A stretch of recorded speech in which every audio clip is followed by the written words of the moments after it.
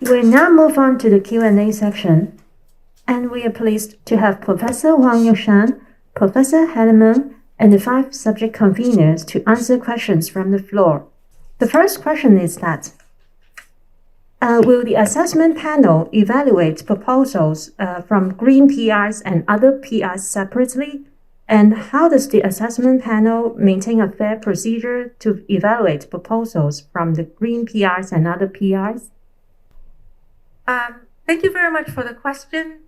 I'm trying to understand the underlying intent of the question. I guess a lot of times this question is asked because maybe a green PI is concerned that if he or she, if his or her proposal needs to be weighed against a very experienced PI, then maybe they have an inherent disadvantage.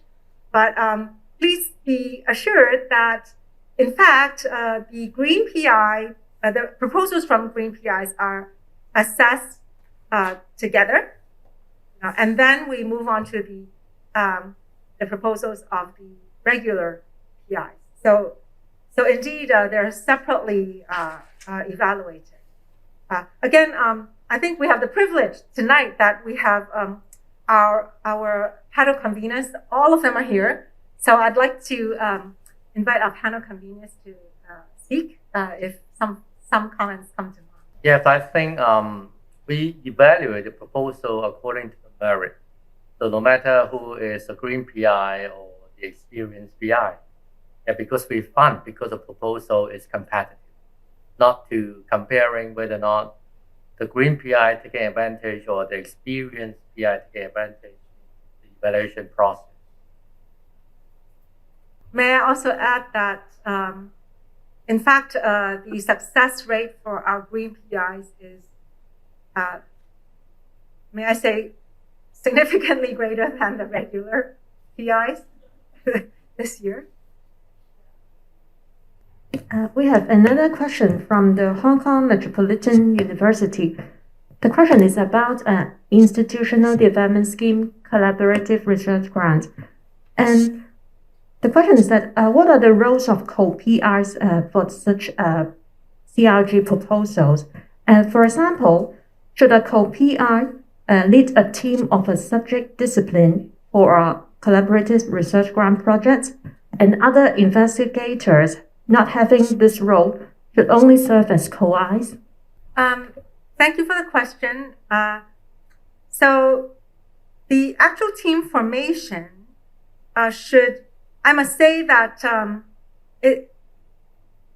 again, sometimes one needs to look at a proposal holistically, right? So one needs to look at the problem at hand, the problem that is the research problem that the proposal aims to solve, and the expertise, maybe the expertise comes across disciplines that needs to be brought together.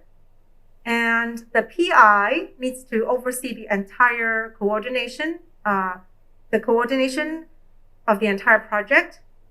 And there may be different disciplines, and depending on the problem and the weighting across the different disciplines. So some disciplines may be more important than others, in which case there may be multiple investigators belonging to a similar discipline, and you might need a coordinator for that discipline. And so I guess in the way the question is phrased, that is a possible scenario. Again, we have observed many different proposals, and the team formation varies from one to another. So colleagues, do you have any comments or suggestions or feedback? Well, I just want to say there's no a specific formula for the role of the co-Is. It really depends on the nature of the proposal and the organization of the team. Thank you. We have one question from Caritas. I'm from Caritas Institute of Higher Education. I have a question. Maybe the subject conveners can help to answer. My background is actually in nursing. So when I complete information on the application form concerning the field and maybe the subject area for nursing, I note that nursing can be considered under biology and medicine, and also medicine, dentistry, and health, and also in humanities and social sciences. So from my observation, a crude observation really, I note that as a nurse applicant, when I put the subject area under biology and medicine, the actual success rate of last year was not very successful. I don't know whether the subject conveners or anybody can provide us some advice. If we are nurse applicants, where should we actually go? Should we go to biology, medicine, or should we consider humanities and social sciences? Thank you. Yeah, I think it really depends on the content, the agendas of your proposal.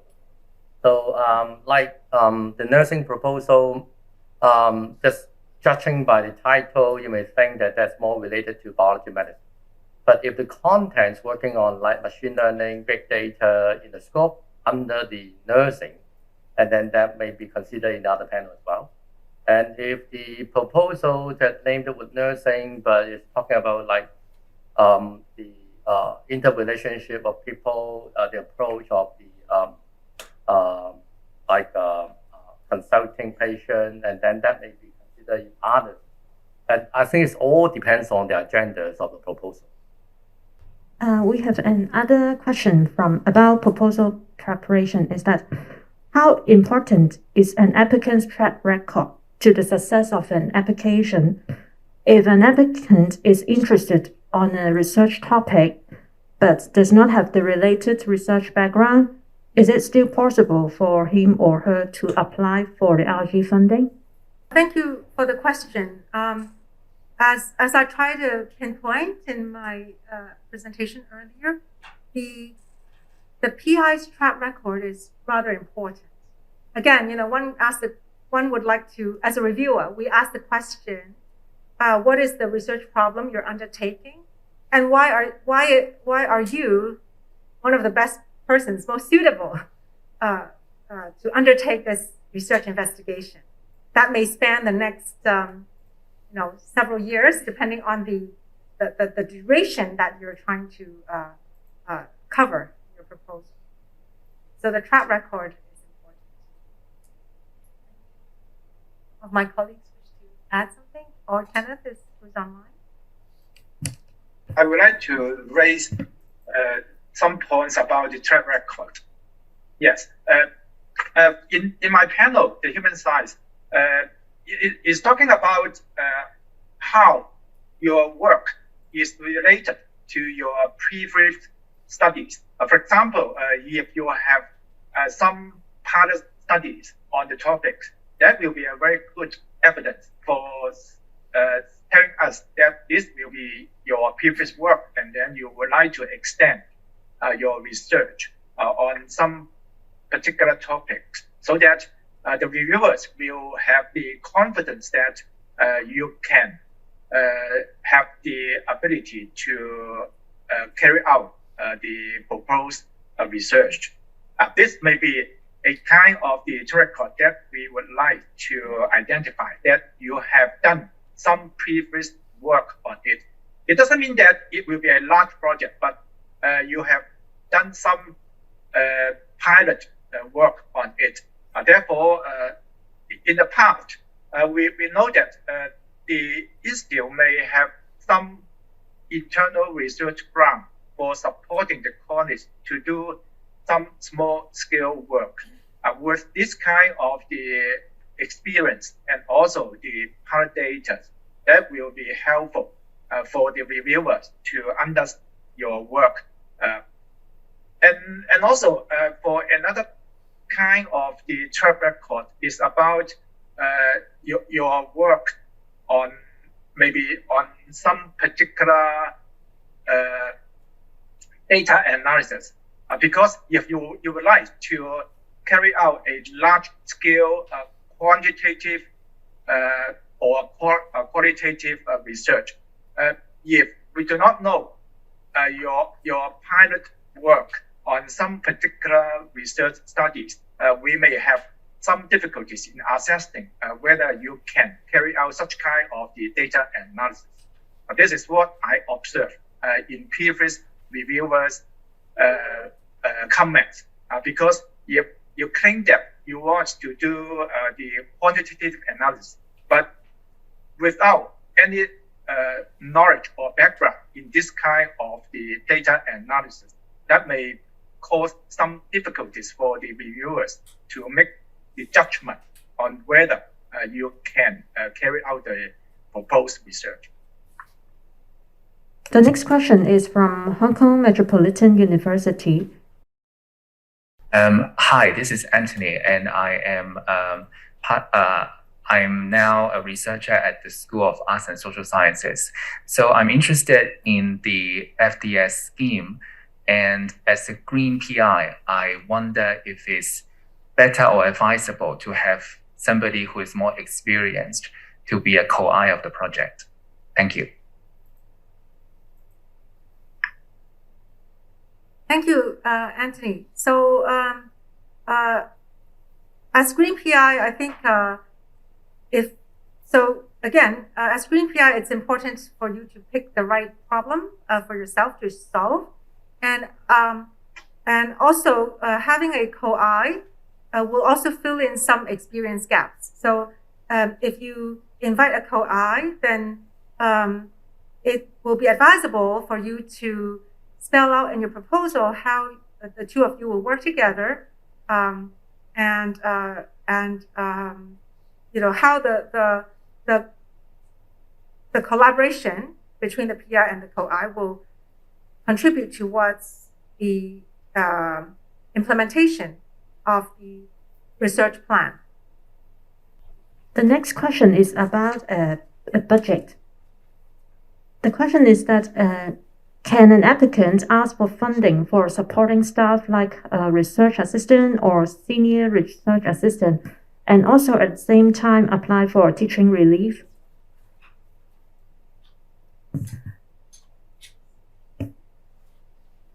I guess it depends on the discipline.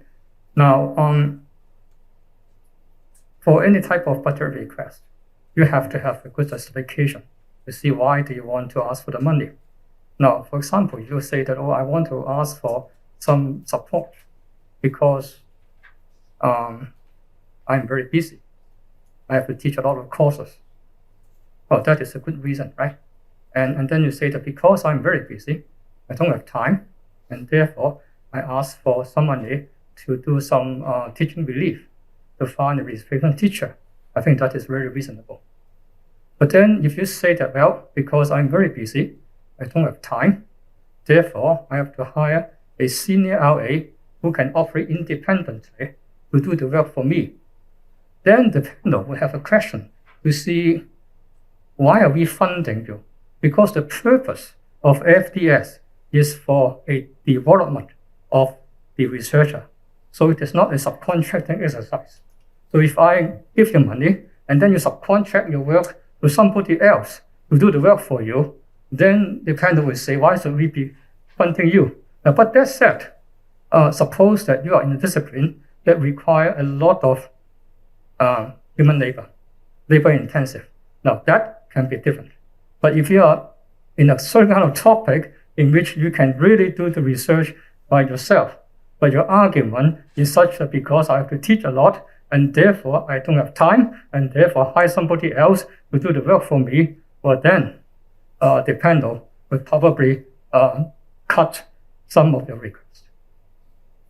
I just want to add one point. Yes, and hiring the senior staff is allowed, but the PIs are encouraged to provide more details in how the research support staff are going to help you. Please provide details on the work they are going to help you. There's another question. It's also about budget. It is mentioned that due to the pandemic, it is inevitably that some research activities among the project team members and research participants need to be conducted online. So in this case, can the applicants include such IT-related expenses, for example, a subscription fee for the Zoom services or online polling tools as the budget items if the institutions do not provide such IT services? Yeah, thank you for the question. For sure. I mean, again, we're in exceptional times. When we need to execute and implement our research plan, if we hit a spot where we cannot proceed without bringing the procedures online, then a fair justification can be provided for the related IT expenditure. Another question is about resubmission. It is mentioned that sometimes a proposal will receive diverse comments from different external reviewers. So if the applicant plans to submit a resubmission, so how should the applicant deal with such situations? Thank you for the question. In fact, we do encourage resubmission because actually many of us have served on this panel for several years, and we actually want to serve because we want to help cultivate research strength in the self-financing degree sector. And over time, we actually observe proposals whereby in an earlier submission they get good comments, and then the PI in a resubmission spells out what were the comments that were received in the previous year and how the present proposal addresses those comments. And in doing so, the proposal actually becomes better. And of course, if it happens to land in the hands of a similar group of reviewers, then, I mean, if a reviewer in a previous year wrote in some comments that are sufficiently addressed, then I believe that puts the proposal in a very advantageous position. And also as a assessor, when we see this happening, we're actually quite happy we're quite happy to see that, because that means the process has helped develop a better proposal. So a resubmission is definitely encouraged, and do take into account the comments that have been presented in the previous time, the previous try by the reviewers and the assessors. Thank you. There's a question from the Hong Kong Metropolitan University. I'm Casey Lee from the HKMU. Thank you for the opportunity to raise a question. Last month, all 15 institutions eligible for the funding schemes submitted 8 suggestions to the LGC. Now, we are grateful that we have received formal feedback from the LGC, but there are still some questions that that LGC doesn't seem to have responded to us at all. We'd like to see why. Now, for some of the things, it seems that the answers could be very simple. Say, for example, since the year 2014, we have been asking repeatedly whether there could be an electronic submission system. It is not environmentally friendly at all to keep submitting paper versions. Now, we have been asking for this. In the year 2014, we were given the response that you are still working on the first phase. Once you switch to the second phase, you take care of us. But still, you are giving the same answer this year. So for so many years, it doesn't seem that there has been any progress. It's really difficult to understand. But this year, we repeated another question about the ratings for RIG and CLG. Now, it is very important to our institutions because without the ratings, we don't know whether it is 3.0, 4. Whether it's a 3.5 or just 2.0. it is very difficult for institutions to decide whether to resubmit a particular proposal. It is especially important for RIG proposal or CLG proposals. So I wonder if it is, for such very simple kind of thing, is it possible for RGC to offer some convenience? Now, we are sincerely looking forward to improving the system. We are offering suggestions to improving the system. So we are really hoping to have some positive feedback, and we are just doing our best to help and improve the system. Thank you. Maybe I could answer to these two questions. I think the first one in fact, before answering that, we have received a letter jointly from the Research Collaboration Alliance, maybe a couple of weeks ago, and we have already submitted a reply by our Secretary of RGC. And that's very detailed, so I will not go into details. But what you are asking about, the question one is on the electronic system. I'll ask Mr. Mike Ng to ask that later. Another question is related to the weighting of the RIG and CRG. Maybe I will ask Professor Meng to see whether we can address your question related to this part. Okay? Can Mike say something about this electronic system?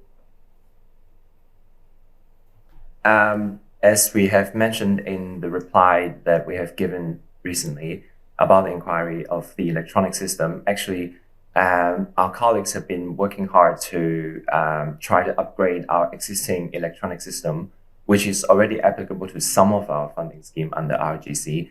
But indeed, we have encountered some difficulties, and we are trying really hard with the contractor, and we have engaged the Office of Chief Information Officer of the government to try to overcome these difficulties with a view to kickstart the feasibility study as soon as possible.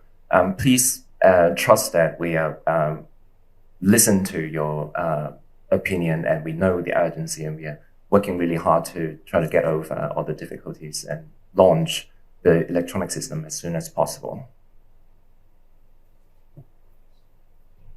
Thank you for the question.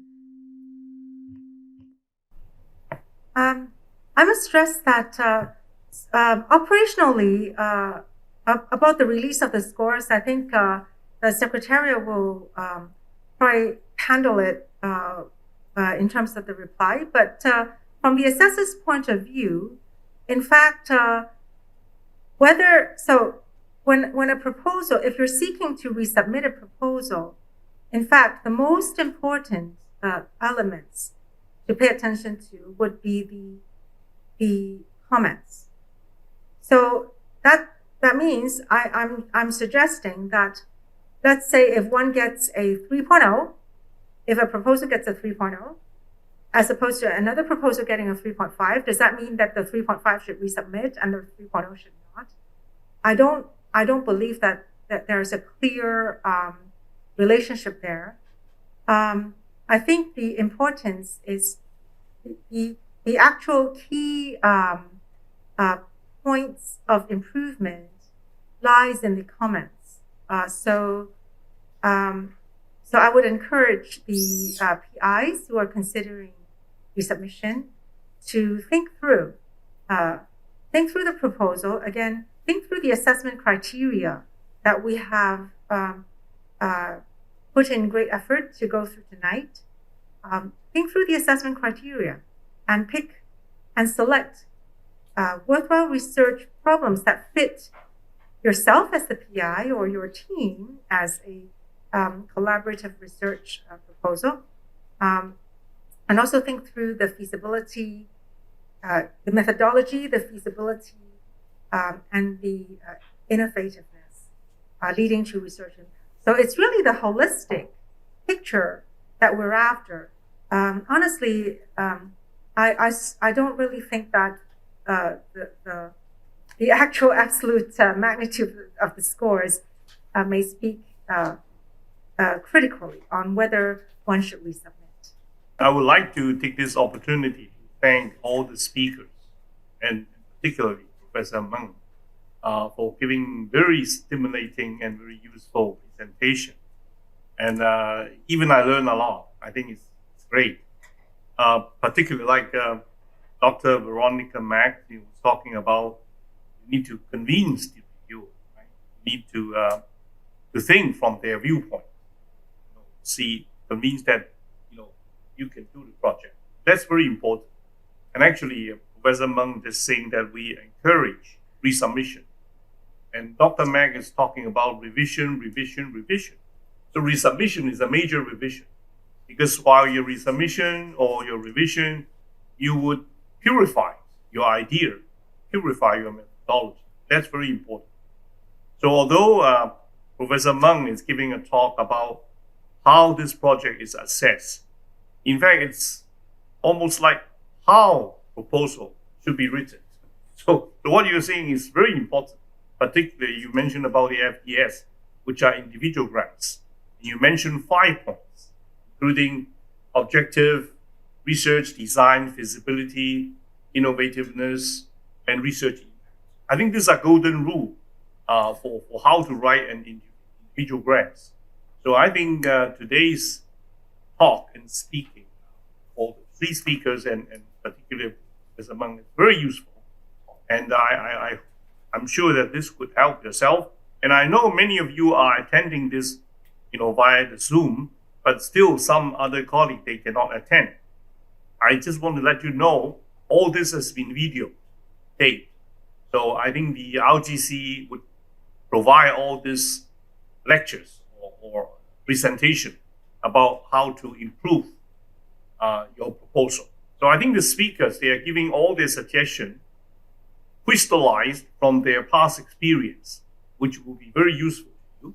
So you can show this video or whatever thing to those colleagues who do not have a chance to attend. And also, as you just mentioned, we like to continue to listen to your view. So please feel free to write to us or tell us how to improve this kind of workshop in the next year.